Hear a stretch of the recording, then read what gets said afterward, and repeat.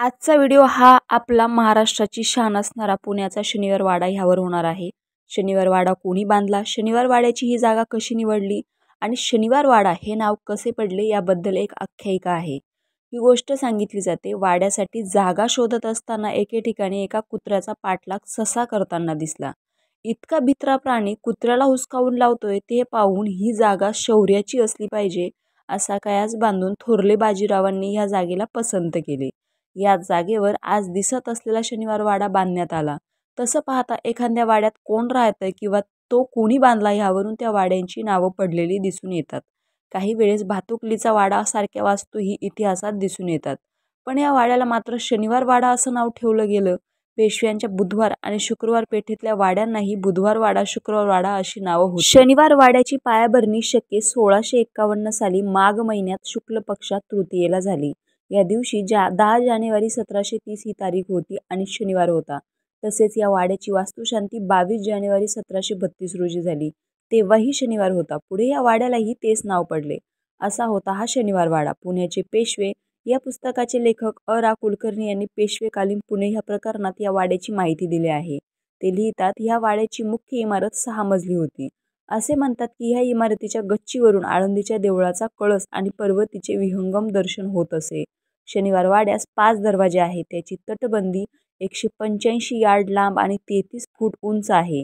दिल्ली दरवाजा, गणेश दरवाजा, मस्तानी दरवाजा, कवठी दरवाजा आणि जांभूळ दरवाजा हे या वाड्याचे दरवाजे होते।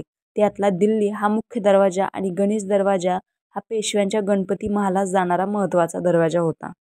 ह्या वाड्यात 10 चौक होते। त्यातले 4 चौक मोठे होते। फडाचा चौक, बकुळीचा चौक, ताक चौक, नवा चौक, यमुनाबाईचा चौक, माणिक चौक, हजारी चौक, लाल चौक, पंगतीचा चौक, गोदूबाईचा चौक असे चौक होते। वाड्यामध्ये आरसे, महाल, नृत्य महाल आणि वेगवेगळे दिवाणखानेही होते। याबरोबरच वाड्यामध्ये देवघर होती, जिन्नसखाना, पुस्तकशाळा, दफ्तरखाना, पीलखाना, गोशाळा, उष्टरखाना, कबूतरखाना, वैद्यखाना अशा वस्तू होत्या। छत्रपती शिवाजी महाराजांच्या काळापासून पुण्याची वाढ खऱ्याच अर्थाने होत गेली असेच म्हणावे लागेल। सासवडला पाण्याचे दुर्भिक्ष्य जाणवू लागल्याने आणि त्या तुलनेत पुण्यात पाण्याची सुबत्ता असल्याने पेशव्यांनी पुणे राहण्यास निवडले। त्यानिमित्ताने त्यांनी एक वाडा बांधण्याच्या सूचनाही दिल्या। शिवाजी महाराजांनी बांधलेल्या लाल महालाच्या दक्षिणेस आणि तशा मोकळ्या जागेत बाजीराव पेशव्यांनी आपला वाडा बांधण्याचे ठरवले। आज आपण बघत असलेला वाडा ही एक गडी आहे। तटबंदी असलेल्या वाड्याचे क्षेत्र साधारण 6 एकर आहे। ह्या वाड्याचे बांधकाम एकदम एका टप्प्यातच झाले असे नाही, तर प्रत्येक पेशव्याबरोबर वाड्याचेही बांधकाम घडतच होते असे दिसते। लाकूड, चुना, दगड, विटा यांचा उपयोग करून वाडा आणि परिसर बांधला गेला असेच म्हणता येईल। सुरुवातीच्या काळात पेशव्यांचा वाडा, ज्यात शयनयानाच्या खोल्या, कारंजे, दिवाणखाना असे बांधले गेले। वाड्याभोवती जशा इमारती उभ्या राहत होत्या तसे त्यांना कुसू आणि कोट घालणे आवश्यक होते। त्यांचेही काम सुरू झाले, पण गावाभोवती किंवा वाड्याभोवती कुसू घालावे ही गोष्ट शाहू महाराजांना पसंत नसल्याने पुढे ते काम थांबले।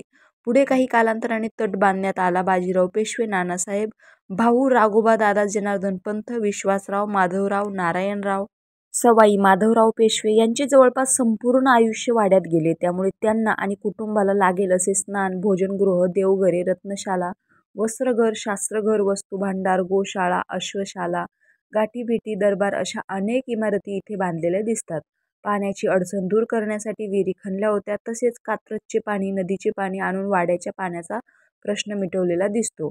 वाड्यात अनेक इतरही इमारती होत्या, जसे की आरसे महाल। वाड्याची रचना ही इतर वाड्यांप्रमाणेच होती असे दिसून येते।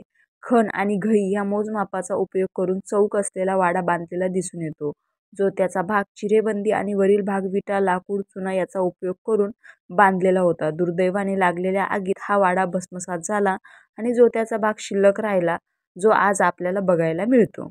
रामकृष्ण हरी।